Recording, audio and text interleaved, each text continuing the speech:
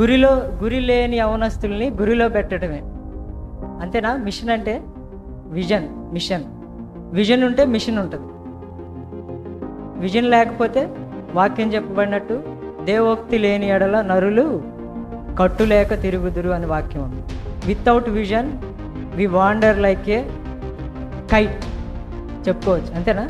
దారం లేని గాలిపటం లాగా తిరుగుతూ ఉంది. వారు ఈరోజు మనకు ఒక సవాలు కూడా విసిరారు. ఎవరైతే ఇంకా దేవుని పనిలో వాడబడాలి అని అనుకుంటున్నారో అలాంటి వారు ముందుకు రండి.